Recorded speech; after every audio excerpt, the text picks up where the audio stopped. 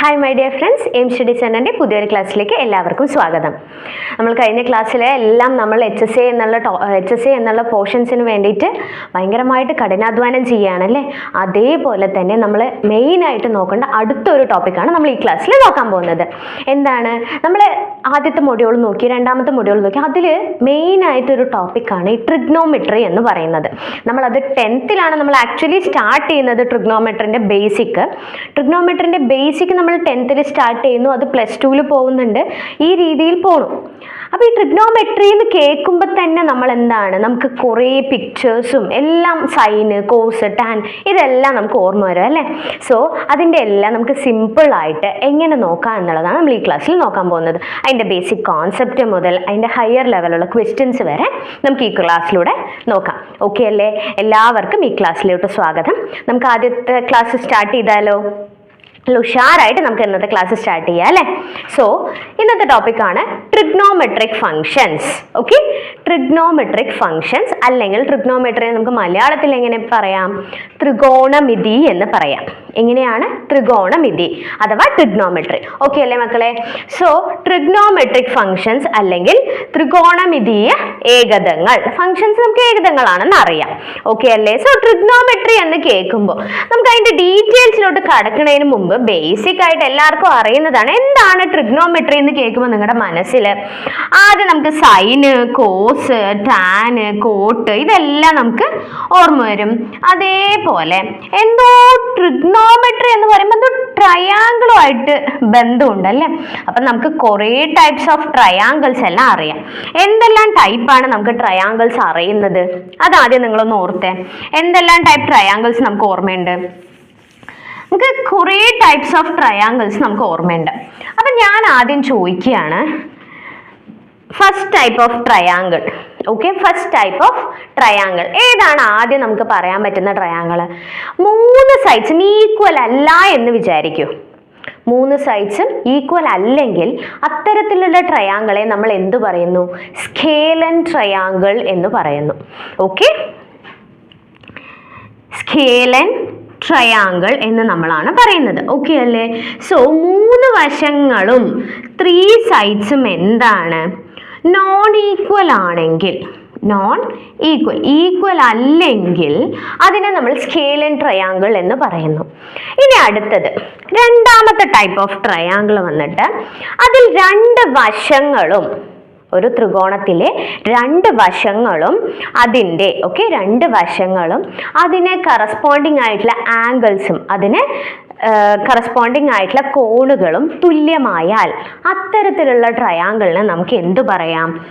Isosceles triangle എന്ന് പറയാൻ സാധിക്കും. ഓക്കെ അല്ലേ മക്കളെ? അതിനെ നമുക്ക് എന്തു പറയാം? Isosceles triangle. അതിൽ 2 സൈഡ്സ് എന്താണ്? ഈക്വൽ ആണ്. അതുപോലെ 2 ആംഗിൾസും ഈക്വൽ ആണ്. ഓക്കെ അല്ലേ? ഇനി ഞാൻ ചോദിക്കുന്നു, മൂന്നാമത്തെ ഒരു ആംഗിള് 90 ഡിഗ്രി ആണെങ്കിൽ, ഒരു ആംഗിൾ 90 ഡിഗ്രി ആണെങ്കിൽ നമ്മൾ അതിനെ എന്തു പറയും? Right angled triangle. 90 ഡിഗ്രിയെ നമ്മൾ റൈറ്റ് ആംഗിൾ എന്ന് വിളിക്കുന്നത് കൊണ്ട് തന്നെ ഒരു ആംഗിൾ 90 ഡിഗ്രി ആവുമ്പോൾ അതിനെ നമ്മൾ റൈറ്റ് ആംഗിൾഡ് ട്രയാങ്കിൾ എന്ന് വിളിക്കുന്നു. ഇതേപോലെ ഒന്നും കൂടെ ഉണ്ട്.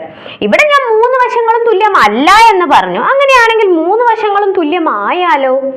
അതിനെ നമുക്കറിയാം ഈക്വിലാറ്ററൽ ട്രയാങ്കിൾ എന്ന് നമുക്ക് പറയാം.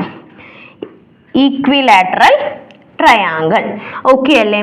സോ ഇത് 4 ടൈപ്പ് ഓഫ് ബേസിക് ആയിട്ടുള്ള 4 ടൈപ്പ് ഓഫ് ട്രയാങ്കിൾ ആണ്. 3 വശങ്ങളും തുല്യമല്ലെങ്കിൽ അതിനെ സ്കേലൻ ട്രയാങ്കിൾ എന്നും, 2 വശങ്ങൾ തുല്യമായി അതിന് കറസ്പോണ്ടിങ് ആയിട്ടുള്ള കോണുകളും തുല്യമായാൽ അതിനെ നമുക്ക് ഐസോസെലസ് ട്രയാങ്കിൾ എന്നും, അതേപോലെ ഒരു ആംഗിൾ വന്നിട്ട് 90 ഡിഗ്രി ആണെങ്കിൽ അതിനെ നമുക്ക് എന്തു പറയാം?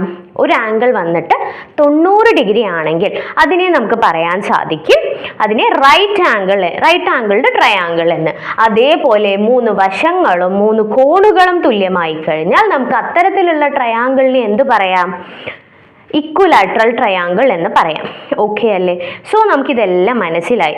ഇത് ജസ്റ്റ് ഞാൻ ബേസിക് ആയിട്ട് ഒന്ന് നമുക്ക് റീകളക്ട് ചെയ്യാൻ വേണ്ടി എല്ലാത്തിൻ്റെയും പേര് പറഞ്ഞെന്ന് മാത്രം. പക്ഷെ നമ്മൾ ട്രിഗ്നോമെട്രിക് ഫങ്ഷൻസ് നമ്മൾ പറയുന്നത് മോസ്റ്റ്ലി മോസ്റ്റ്ലി അല്ല, മൊത്തത്തിൽ നമ്മൾ റൈറ്റ് ആംഗിൾഡ് ട്രയാങ്കിളെ കുറിച്ചാണ് നമ്മൾ എന്ത് ഫങ്ഷൻസ് ഉപയോഗിക്കുന്നത്? ട്രിഗ്നോമെട്രിക് ഫങ്ഷൻസ് എല്ലാം ഉപയോഗിക്കുന്നത്. ഓക്കെ അല്ലേ? റൈറ്റ് ആംഗിൾഡ് ട്രയാങ്കിൾ എന്ന് പറയുമ്പോൾ ഞാൻ ഓൾറെഡി പറഞ്ഞു, അതിന്റെ ഒരു കോൺ എന്ന് 90 ഡിഗ്രിയാണ്. ഒരു കോൺ എത്രയാണ്? 90 ഡിഗ്രി. മറ്റേത് രണ്ടിനെ കുറിച്ച് നമുക്ക് നോക്കേണ്ട ആവശ്യമില്ല അല്ലേ മക്കളെ? മറ്റ് രണ്ട് ആംഗിളുകളെ കുറിച്ച് നമുക്ക് നോക്കേണ്ട ആവശ്യമില്ല. അങ്ങനെയാണെങ്കിൽ ഇതിനെ നമുക്ക് എന്ത് പറയാം? താഴെയുള്ള വശത്തിനെ നമുക്കറിയാം, ഇത് ബേസ് ആണ്, ഇത് ആൾട്ടിറ്റ്യൂഡ് ആണ്, അതേപോലെ ഇതെന്താണ്? ഹൈപ്പോടെന്യൂസ് ആണല്ലോ. ഇത് ബേസ്, ഇത് ആൾട്ടിറ്റ്യൂഡ്, ഇത് ഹൈപ്പോടെന്യൂസ്. ഇതെല്ലാം നമുക്ക് അറിയാവുന്നതാണ്. ബേസും ആൾട്ടിറ്റ്യൂഡും ഹൈപ്പോടെന്യൂസ് എന്ന് കേൾക്കുമ്പോൾ തന്നെ നമുക്ക് മനസ്സിൽ വരുന്നത് എന്താ? മനസ്സിൽ വരുന്ന ആ ഒരു ഫോർമുല എന്താണ്? നമ്മുടെ പൈത്തഗോറസ് തിയറം ആണല്ലേ. എന്താണ്? Hypotenuse square equal to hypotenuse square equal to എന്താണ്? Base square plus altitude square. ഇതെല്ലാം നമുക്ക് റൈറ്റ് ആംഗിൾഡ് ട്രയാങ്കിൾ എന്ന് പറയുമ്പോൾ തന്നെ നമ്മുടെ മനസ്സിൽ വരുന്ന കാര്യങ്ങളാണ്. ഓക്കെ അല്ലേ? ഇതൊന്നും നമുക്ക് സംശയമില്ലല്ലോ. ഞാൻ ജസ്റ്റ് റൈറ്റ് ആംഗിൾ എന്താണെന്നും അതിൻ്റെ കുറച്ച് ജസ്റ്റ് സിമ്പിൾ ആയിട്ടുള്ള, അതും വളരെ ബേസിക് ആയിട്ടുള്ള ഒരു ടോപ്പിക്ക് പറഞ്ഞു എന്ന് മാത്രം. ഓക്കെ അല്ലേ? അപ്പം നമുക്ക് ട്രിഗ്നോമെട്രിക് ഫങ്ഷൻസിലോട്ട് കടന്നാലോ? ത്രികോണമിതീയ ഏകതങ്ങൾ. ഓക്കെ അല്ലേ? സോ ട്രിഗ്നോമെട്രി എന്ന് പറയുന്ന ഒരു ശാഖ, ഓക്കെ, അതിന്റെ നമുക്ക് ഹിസ്റ്ററി ആദ്യം നോക്കാം. ഓക്കെ അല്ലേ? The word trigonometry is derived from the Greek word. ഏത് ഭാഷയിൽ നിന്ന് ഉരുത്തിരിഞ്ഞു വന്ന ഒരു വേർഡാണ് ട്രിഗ്നോമെട്രി എന്ന് പറയുന്നത്? ഗ്രീക്ക് വേർഡാണ്. ഗ്രീക്ക് വേർഡിൽ നിന്നും ട്രിഗോൺ എന്നുള്ള വാക്കിലും മെട്രോൺ എന്നുള്ള വാക്കിലും നിന്ന് രൂപം കൊണ്ടൊരു വേർഡാണ് ട്രിഗ്നോമെട്രി എന്ന് പറയുന്നത്. ഓക്കെ അല്ലേ? ട്രിഗോൺ എന്ന് പറഞ്ഞാലും ട്രിഗോണും മെട്രോണും ഇത് രണ്ടിന്റെയും അർത്ഥം ഒന്നിച്ചു വരുന്നത് measuring the sides of triangle എന്നാണ് അർത്ഥം. ഓക്കെ അല്ലേ? Measuring the sides of triangle. ട്രിഗോണും മെട്രോണും എന്ന് പറഞ്ഞാൽ എന്താണ്? ട്രിഗ്നോമെട്രിന്റെ അർത്ഥം എന്താ ഉദ്ദേശിക്കുന്നത്? Measuring the sides of triangle. Okay അല്ലേ? അപ്പൊ ട്രയാങ്കിളുമായിട്ട് വളരെ ബന്ധത്തിലാണ് ഈ ട്രിഗ്നോമെട്രിക് ഫങ്ഷൻസ് പോകുന്നത് എന്ന് നമുക്ക് മനസ്സിലായി. ഓക്കെ അല്ലേ? സംശയമൊന്നുമില്ലല്ലോ. ഇനി അടുത്തത്, ഒരു ട്രയാങ്കിൾ നമ്മൾ പറഞ്ഞു കഴിഞ്ഞാൽ അതിന് നമുക്കറിയാം, അതിന് 3 കോണുകളുണ്ട്, 3 വശങ്ങളുണ്ട് എന്നെല്ലാം നമുക്കറിയാം. അപ്പൊ ഞാൻ ചോദിക്കുന്നത്, ഇത് നമ്മുടെ ഒരു പ്രൊട്രാക്ടർ ആണല്ലേ. നമ്മൾ പ്രൊട്രാക്ടർ ഉണ്ട്, ഇവിടെ 0, ഇവിടെ 180, നമ്മുടെ ബേസ് പോയിന്റ് ഇതാണെങ്കിൽ ഇത് 90 ഡിഗ്രി. അപ്പൊ ഞാൻ ചോദിക്കണു, എന്താണ് ഒരു കോൺ അഥവാ എന്താണ് ഒരു ആംഗിൾ എന്ന് പറഞ്ഞാൽ? ഒരു ആംഗിൾ എന്ന് പറഞ്ഞാൽ, ഓക്കെ അല്ലേ? സോ ഞാൻ ഇങ്ങനെ ഒരു ആംഗിൾ വരച്ചു ആണല്ലോ. 2 എഡ്ജസ് തമ്മിൽ കോയിൻസൈഡ് അറ്റ് എ പോയിന്റ് എന്ന് പറഞ്ഞാൽ അവിടെ രൂപം കൊള്ളുന്ന ഒരു കോർണർ രൂപപ്പെടുന്നുണ്ട്. ആ കോർണറിൽ നമുക്ക് എന്തുകൊണ്ട് മെഷർ ചെയ്യാം? ആംഗിൾ വെച്ച് മെഷർ ചെയ്യാം. ഓക്കെ അല്ലേ? സോ ആംഗിൾ എന്ന് പറഞ്ഞാൽ ഒരു രശ്മി അതിന്റെ നിശ്ചിത സ്ഥലത്തു നിന്നും എത്ര കറങ്ങി എന്നതിന്റെ അളവിനെയാണ് നമ്മൾ എന്ത് പറയുന്നത്? കോൺ എന്ന് പറയുന്നത്. ഒരു രശ്മി അതിന്റെ നിശ്ചിത സ്ഥലത്തു നിന്നും, ഇതാണ് അതിന്റെ നിശ്ചിത സ്ഥലം. ഓക്കെ അല്ലേ? ഈ നിശ്ചിത സ്ഥലത്ത് നിന്നും ഇത് കറങ്ങി, ഓക്കെ മക്കളെ, ഈ ഒരു നിശ്ചിത സ്ഥലമുണ്ട്. ഈ നിശ്ചിത സ്ഥലത്ത് നിന്നും ഇത് ഇങ്ങോട്ട് കറങ്ങിയല്ലേ? ഈ നിശ്ചിത സ്ഥലത്ത് നിന്നും ഇത് ഇങ്ങോട്ട് കറങ്ങി. ഇങ്ങനെ കറങ്ങിക്കഴിഞ്ഞാൽ, ഓക്കെ അല്ലേ? ഒന്നുകൂടെ വരയ്ക്കാം. ഇതൊരു നിശ്ചിത സ്ഥലമാണ്, ഒരു രശ്മിയുടെ നിശ്ചിത സ്ഥലമാണ്, ഒരു രേഖയുടെ നിശ്ചിത സ്ഥലമാണ്. ആ ഒരു റേയിൽ നിന്നും അതെന്ത് ചെയ്തു? ഇങ്ങോട്ടെത്തി. ഇതിനെ എത്ര ദൂരമാണ് കറങ്ങിയത് എന്നുള്ളതാണ് അതിൻ്റെ കോണായി പറയുന്നത്. ഓക്കെ അല്ലേ? ഒരു നിശ്ചിത സ്ഥലത്ത് നിന്നും ആ രശ്മി എത്രത്തോളം കറങ്ങി എന്നതിൻ്റെ അളവിനെയാണ് നമ്മൾ എന്ത് പറയുന്നത്? കോണായിട്ട് പറയുന്നത്. ഓക്കെ ആണോ? അങ്ങനെയാണെങ്കിൽ ഞാൻ ചോദിക്കുന്നു, ഞാൻ ഇതിപ്പോ ഇങ്ങോട്ടാണ് കറങ്ങിയതല്ലേ, അതേപോലെ ഞാൻ ചോദിക്കുകയാണ്, ഇതാണ് നമ്മുടെ നിശ്ചിത സ്ഥലം, ഈ സ്ഥലത്ത് നിന്നും ഇങ്ങോട്ടും കറങ്ങാം ആണല്ലോ മക്കളെ. എനിക്ക് മുകളിലോട്ടും കറങ്ങാം, അതേപോലെ നിശ്ചിത രേഖയിൽ നിന്നും താഴോട്ടും കറങ്ങാം. ഓക്കെ അല്ലേ? സോ അങ്ങനെയാണെങ്കിൽ രണ്ട് രീതിയിൽ നമുക്ക് ആ രേഖയുടെ കോണിനെ പറയാൻ സാധിക്കും. കോൺ എന്ന് പറയുന്നത് ആ നിശ്ചിത രേഖയുടെ ചലനമാണ്. ആ ചലനത്തിന്റെ ദിശ രണ്ട് രീതിയിൽ നമുക്ക് പറയാം ആണല്ലോ. ഒന്നിപ്പം നമ്മൾ ഈ രേഖയിൽ കണ്ടതുപോലെ ഒന്ന് രേഖയുടെ മുകളിലേക്കും മറ്റേത് നിശ്ചിത രേഖയുടെ താഴോട്ടും ആണല്ലോ. അപ്പൊ രണ്ട് രീതിയിൽ നമുക്ക് പറയാൻ സാധിക്കും. സോ ഞാൻ ചോദിക്കുകയാണ്, എന്താണ് ഈ രണ്ട് രീതി? ഓക്കെ അല്ലേ? സോ കറക്കത്തിന്റെ ദിശ അപ്രദക്ഷിണമാണെങ്കിൽ, okay, that is anticlockwise. Clockwise എന്ന് പറയുമ്പോൾ നമ്മുടെ ക്ലോക്ക് ഉണ്ടല്ലേ, ഇവിടെയല്ലേ നമ്മുടെ ക്ലോക്ക്. ഓക്കെ, 12, 6, 3, 9 ആണല്ലോ. സോ നമ്മുടെ ക്ലോക്കിന്റെ ദിശ എന്ന് പറയുന്നത് ഇങ്ങനെയാണല്ലേ, ആണ്. ക്ലോക്ക് കറങ്ങുന്ന ദിശ എന്ന് പറയുന്നത് ഇങ്ങനെയാണ്. അങ്ങനെയാണെങ്കിൽ ഇത് എങ്ങോട്ടാ പോകുന്നത്? ഇതാണ് നമ്മുടെ നിശ്ചിതം. സോ ഇതാണ് നമ്മുടെ ക്ലോക്ക് വൈസ്. ഓക്കെ അല്ലേ? ഇതാണ് നമ്മുടെ ക്ലോക്ക് വൈസ്. അതേപോലെ ഇത് ക്ലോക്ക് വൈസ് ആണെങ്കിൽ ഇതിനെ നമുക്ക് ഇങ്ങനെ പറയാം, anti clock vice. Clock വൈസിന് എതിർദിശ, clock വൈസിന് ഓപ്പോസിറ്റായി എന്നാണല്ലോ. സോ നമ്മുടെ നിശ്ചിതത്തിൽ നിന്നും ക്ലോക്ക് വൈസിന് ഓപ്പോസിറ്റായി. ഓക്കെ അല്ലേ?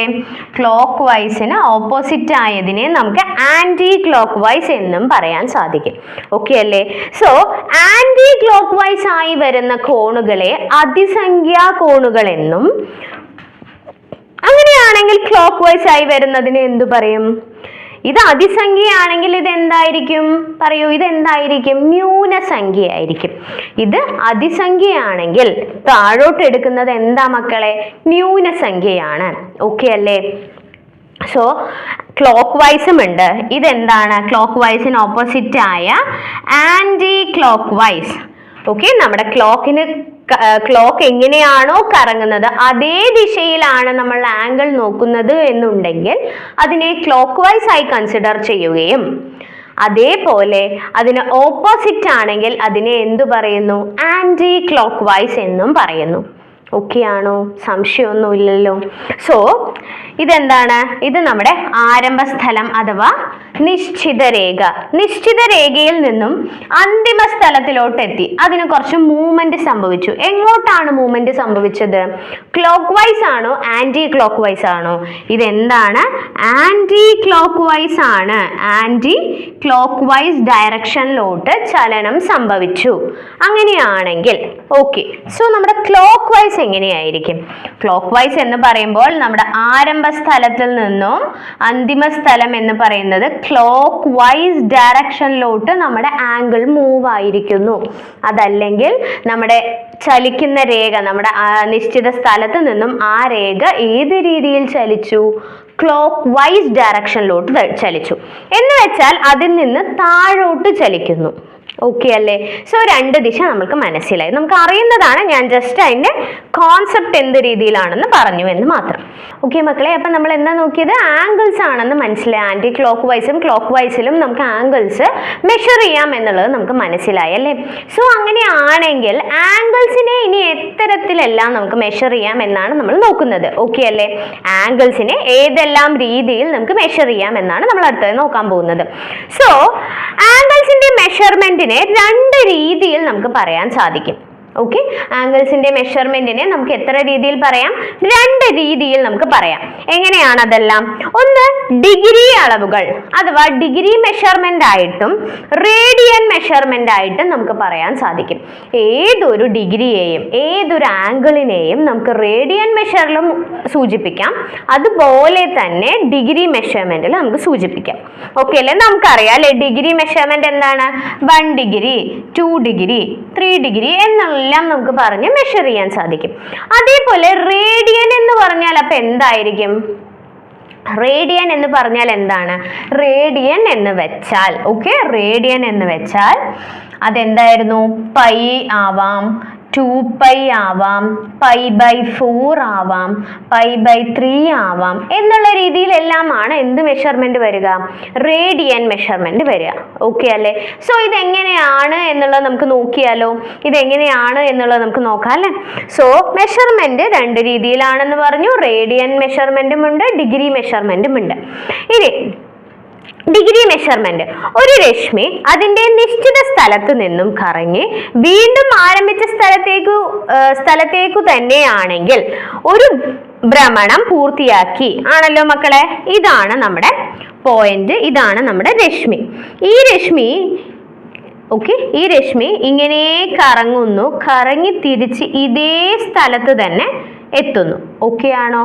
ഈ ഒരു രശ്മി ഇവിടെ നിന്ന് സ്റ്റാർട്ട് ചെയ്തു, ഇങ്ങനെ കറങ്ങി അതേ സ്ഥലത്ത് തന്നെ എത്തുന്നു. അതിനെ നമുക്ക് എന്ത് പറയാം? ഒരു ഭ്രമണം പൂർത്തിയായി എന്ന് പറയാം. ഇങ്ങനെ ഒരു ഭ്രമണത്തിൽ ഉണ്ടാകുന്ന കോണളവിനെ മൂലകൾ ആധാരമാക്കി 360 തുല്യമായി എന്ന് പറയാം. ഓക്കെ, ഇതെത്രയാണ്? ഈ ഒരു രേഖ ഇവിടെ നിന്ന് തുടങ്ങി ഇങ്ങനെ കറങ്ങി തിരിച്ചിവിടെ എത്തുമ്പോൾ ഒരു ഭ്രമണം പൂർത്തിയാക്കി ഇതിന്റെ കോണളവിനെ നമുക്ക് എന്തു പറയാം? 360 ഡിഗ്രി എന്ന് പറയാൻ സാധിക്കും. ഓക്കെ ആണല്ലോ? 360 ഡിഗ്രി. ഈ 360 ഡിഗ്രിയെ ഞാൻ ഇവിടെ നിന്ന് തുടങ്ങി ഇവിടെ നിൽക്കുവാണെങ്കിൽ എനിക്ക് അതിനെ എന്ത് ചെയ്യാൻ സാധിക്കും? ഇതിന്റെ കാൽ ഭാഗം മാത്രമാണ്. സോ 360 × 1/4 എന്ന് എഴുതാം. ഇതിന്റെ പകുതിയാണ് കറങ്ങിയത് എന്നുണ്ടെങ്കിൽ 360 × 1/2 എന്ന് എഴുതാം. 3/4 എന്ന് എഴുതാം. ഇത്തരത്തിൽ എനിക്ക് 360നെ എത്രത്തോളം കറങ്ങുന്നു എന്നതിന്റെ അടിസ്ഥാനത്തിൽ അതിനെ വിഭജിക്കാൻ സാധിക്കും. ഓക്കെ അല്ലേ? സോ ഒന്നുകൂടെ പറയാം. ഒരു രശ്മി അതിന്റെ തുടക്കത്തിൽ നിന്ന്, ഓക്കെ, അതിന്റെ നിശ്ചിത സ്ഥലത്ത് നിന്ന് കറങ്ങി തിരിച്ച് അതേ സ്ഥലത്ത് തന്നെ അവസാനിക്കുകയാണെങ്കിൽ, എവിടെയാണോ തുടങ്ങിയത് ആരംഭ സ്ഥലത്ത് തന്നെ അതിന്റെ അന്തിമ സ്ഥലവും എത്തുകയാണെങ്കിൽ അതിനെ നമുക്ക് എന്ത് പറയാം? ഒരു ഭ്രമണം പൂർത്തിയാക്കി എന്ന് പറയാൻ സാധിക്കും. എന്ന് വെച്ചാൽ ഒരു റൊട്ടേഷൻ കംപ്ലീറ്റ് ചെയ്തു. ആ ഒരു റൊട്ടേഷനെ നമുക്ക് എത്ര മെഷർമെന്റ് ആയിട്ടാണ് പറയുന്നത്? 360 ഡിഗ്രി ആയിട്ടാണ് നമ്മൾ പറയുന്നത്. ഓക്കെ അല്ലേ? ഒരു മെഷർമെന്റിന് നമുക്ക് 360 ഡിഗ്രിയായി പറയാം. ഈ 360 ഡിഗ്രിയായി പറഞ്ഞു കഴിഞ്ഞാൽ, ഓക്കെ, 360 ഡിഗ്രിയായി പറഞ്ഞു കഴിഞ്ഞാൽ നമുക്ക് എന്താണ്? ഇതിനെ ഓരോന്നിനെയും എത്രത്തോളം ഒരു രശ്മി കറങ്ങി എന്നതിന്റെ അടിസ്ഥാനത്തിൽ ഓരോ മെഷർമെന്റ് നമുക്ക് കണ്ടെത്താൻ സാധിക്കില്ലേ? ഓരോ ഡിഗ്രീസും നമുക്ക് അത് വെച്ച് 360 വെച്ചിട്ട് കണ്ടെത്താൻ സാധിക്കും. ഓക്കെ, സോ അങ്ങനെയാണെങ്കിൽ ഡിഗ്രി മെഷർമെന്റ് നമുക്ക് മനസ്സിലായി. ഒരു ഡിഗ്രി എന്നത് എത്ര മിനിറ്റ് ആയാണ് പറയുന്നത്? ഒരു ഡിഗ്രി എത്ര മിനിറ്റ് ആണ്? ഇതല്ലേ നമ്മുടെ ക്ലോക്ക്. അപ്പൊ ഞാൻ ഇവിടെ നിന്ന് തുടങ്ങി എൻ്റെ സെക്കൻഡ് സൂചി, ഓക്കെ, കറങ്ങി തിരിച്ചെത്തുവാണെങ്കിൽ അത് എത്ര മിനിറ്റാ മക്കളെ? സോ ഒരു ഡിഗ്രി എന്നതിനെ നമുക്ക് 60 മിനിറ്റായി കൺസിഡർ ചെയ്യാം. അപ്പോൾ ഒരു മിനിറ്റ് എന്നത് എത്ര സെക്കൻഡായി വിഭജിച്ചിട്ടുണ്ട്? 60 സെക്കൻഡായിട്ടും വിഭജിച്ചിട്ടുണ്ട്. ഒരു ഡിഗ്രി എന്നത് ഒരു മിനിറ്റായും ഒരു മിനിറ്റ് എന്നുള്ളത് 60 സെക്കൻഡായും. അതായത് ഒരു ഡിഗ്രി മിനിറ്റിനെ ഞാൻ എന്ത് ചെയ്യുന്നു?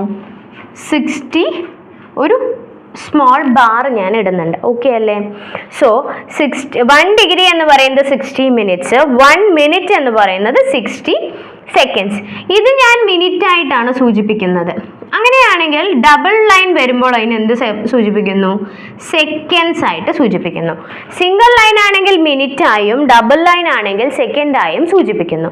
ഓക്കെ അല്ലേ? സോ ഒരു ഡിഗ്രി എന്നുള്ളത് 60 മിനിറ്റും ഒരു മിനിറ്റ് എന്നുള്ളത് 60 സെക്കൻഡും. ഓക്കെ ആണോ? ഇനി അടുത്തത് റേഡിയൻ അളവാണ് നമ്മൾ അടുത്തത് നോക്കാൻ പോകുന്നത്. അടുത്ത എന്താണ്? റേഡിയൻ അളവുകൾ. ഒരു റേഡിയൻ അതെന്താണെന്ന് വെച്ചാൽ ഒരു ആർക്ക്, ഓക്കെ, നമ്മുടെ നിശ്ചിത സ്ഥലമുണ്ട്, ആ ഒരു രശ്മി സഞ്ചരിച്ച ഒരു ദൂരമുണ്ട്.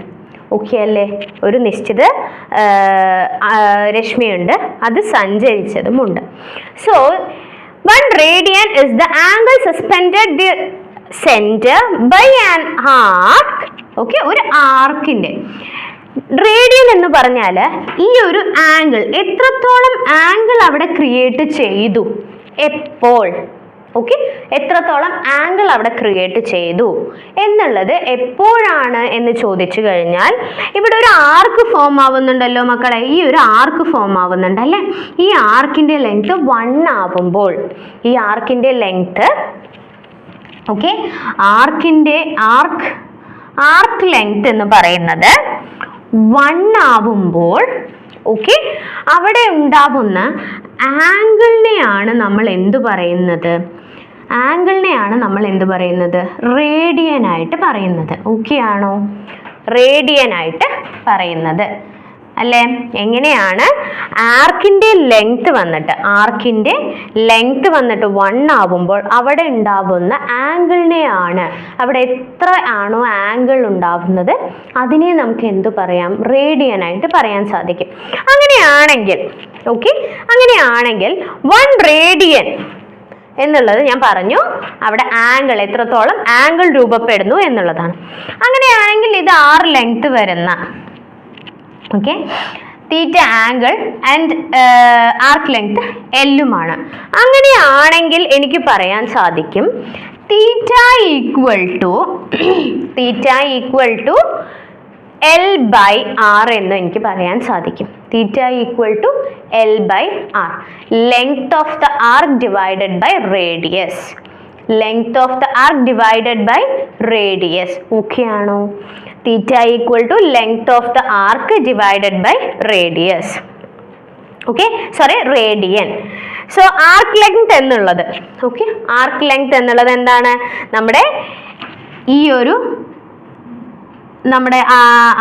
ആദ്യ സ്ഥലത്തിൽ നിന്നും രശ്മി സഞ്ചരിച്ച ദൂരമുണ്ടല്ലോ, ആ ഒരു രേഖ സഞ്ചരിച്ച ദൂരം കവർ ചെയ്ത ലെങ്ത് ആണ് നമ്മുടെ അവിടുത്തെ ആർക്ക് ലെങ്ത് ആയിട്ട് നമ്മൾ കൺസിഡർ ചെയ്യുന്നത്. തീറ്റ എന്നുള്ളത് എന്താണ്, ഇവിടെ രൂപപ്പെടുന്ന ആംഗിൾ ആണ്. ആർ എന്നുള്ളത് എന്താണ്, അവിടെ എന്തോരമാണ് റേഡിയൻ സംഭവിക്കുന്നത്. നമ്മൾ ഇവിടെ പറഞ്ഞത് യൂണിറ്റ് ലെങ്ത് ആവുമ്പോൾ ഉള്ളതാണ് അല്ലെ, യൂണിറ്റ് ലെങ്ത് ആവുമ്പോൾ തീറ്റ തന്നെയാണ് നമ്മുടെ എന്ത് റേഡിയൻ ആയിട്ട് വരുന്നത്. പക്ഷേ ഓക്കെ, സോ അത് നമുക്ക് മനസ്സിലായെന്ന് വിചാരിക്കുന്നു. അങ്ങനെയാണെങ്കിൽ ഒരു ചോദ്യം നോക്കിയാലോ, 2 വ്യത്യസ്ത വൃത്തങ്ങളിലെ ഒരേ നീളമുള്ള ചാപം കേന്ദ്രത്തിൽ ഉണ്ടാക്കുന്ന കോണുകൾ യഥാക്രമം 65 ഡിഗ്രിയും 110 ഡിഗ്രിയും ആണെങ്കിൽ അവയുടെ ആരങ്ങളുടെ അനുപാതം, ആരങ്ങൾ എന്ന് വെച്ചാൽ എന്താണ്, റേഡിയസ് ആണ് അല്ലേ. സോ മക്കളെ നോക്കാലോ നമുക്ക്, L equal to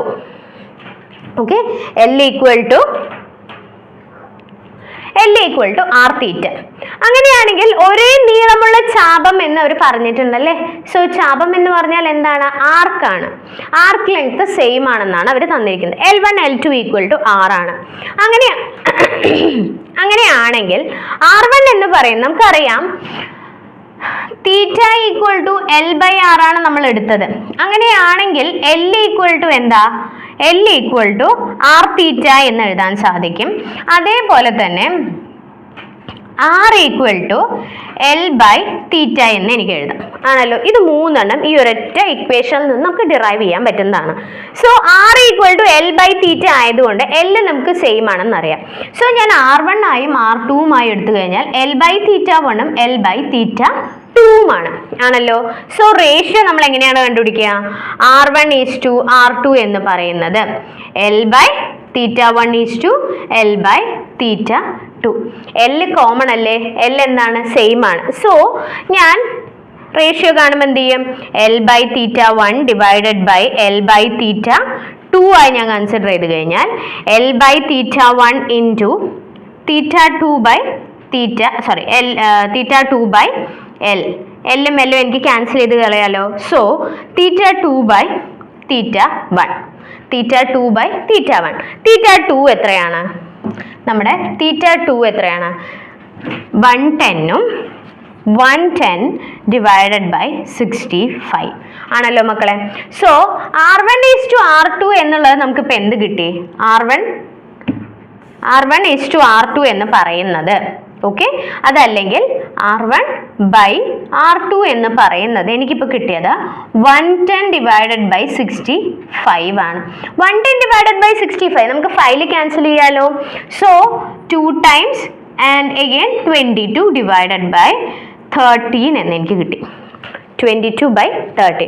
so R1:R2 എനിക്കിപ്പോൾ എന്താ കിട്ടിയേ? R1/R2 എന്ന് പറയുന്നത് R1/R2 എന്ന് പറയുന്നത് എനിക്കിപ്പോൾ കിട്ടി 22/13 എന്ന് വെച്ചാൽ R1:R2 എത്രയാണ് മക്കളെ? 22:13 ആണ്. R1:R2 22:13 ആണ്. സോ എങ്ങനെയാണ് ഞാൻ ചെയ്തത്? നമുക്ക് ഒരേ ചാപമാണെന്ന് അറിയാം. സോ L = R θ എന്ന് എടുത്തു. L1 L2 സെയിം ആയതുകൊണ്ട് നമ്മൾ R1:R2 എന്നുള്ളതിനെ നമ്മൾ എന്ത് ചെയ്യുന്നു? L/θ1 L/θ2 എന്ന് ചെയ്തപ്പോൾ R1/R2 എന്നുള്ളതിനെ നമ്മൾ മാറ്റുന്നില്ല, അത് അങ്ങനെ നിർത്തിക്കൊണ്ട് തന്നെ θ2/θ1 എന്നുള്ളൊരു ഫോമിലോട്ട് നമുക്ക് എത്തി. θ2/θ1 എന്നുള്ളൊരു ഫോമിലോട്ട് എത്തി. അങ്ങനെയാണെങ്കിൽ ഞാൻ ഇവിടെ സബ്സ്റ്റിറ്റ്യൂട്ട് ചെയ്തു 110/65, ദാറ്റ് ഈസ് 22/13 എന്ന് എനിക്ക് ഉത്തരം കിട്ടി. സോ R1:R2 എത്രയാണ്? 22/13 ആണ്. 22/13 ആണ്. ഓക്കെ അല്ലേ? R1:R2 22:13. സോ ഡിഗ്രിയും റേഡിയനും തമ്മിലുള്ള ബന്ധമാണ് നമ്മൾ നോക്കുന്നത്. ഇപ്പം നമ്മൾ ഡിഗ്രി എന്താണെന്ന് നോക്കി, റേഡിയൻ എന്താണെന്ന് നോക്കി.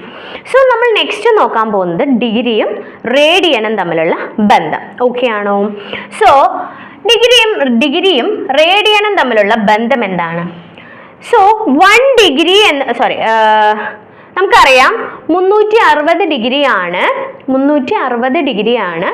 ഒരു ഫുൾ സർക്കിൾ, ഒരു ഭ്രമണം അതല്ലെങ്കിൽ ഒരു റൊട്ടേഷൻ കംപ്ലീറ്റ് ചെയ്യുമ്പോൾ നമുക്ക് ഉണ്ടാവുന്ന ആംഗിൾ എന്ന് നമ്മൾ പറഞ്ഞു ആണല്ലോ. അങ്ങനെയാണെങ്കിൽ ഓക്കെ, ഇതാണല്ലേ. സോ 360 ഡിഗ്രി സഞ്ചരിച്ചു എന്ന് പറഞ്ഞാൽ ഇതിന്റെ ആർക്ക് ലെങ്ത് എന്തായിരിക്കും മക്കളെ? ഇതിന്റെ ആർക്ക് ലെങ്ത് എന്താണ്? ഇതിന്റെ ചുറ്റളവാണ്, ആ വൃത്തത്തിന്റെ ചുറ്റളവാണ്. സോ ഞാൻ ഇതിന്റെ എനിക്കിപ്പോൾ ആർക്ക് ലെങ്ത് എനിക്കിപ്പോൾ എന്ത് കിട്ടി? ചുറ്റളവായ 2πr. എപ്പോഴാണ്? തീറ്റ എന്ന് പറയുന്നത് 360 ഡിഗ്രി ആവുമ്പോൾ, തീറ്റ എന്നുള്ളത് 360 ഡിഗ്രി ആവുമ്പോൾ L എന്നുള്ളത് എത്രയായി? 2πr ആയി, അഥവാ ചുറ്റളവായി മാറി. അങ്ങനെയാണെങ്കിൽ എനിക്ക് ഇവിടെ നിന്ന് നമുക്ക് എന്തറിയാം? തീറ്റ = L/R ആണെന്ന് അറിയാലോ. ഇവിടെ സബ്സ്റ്റിറ്റ്യൂട്ട് ചെയ്ത് കൊടുത്തു നോക്കിയാലോ.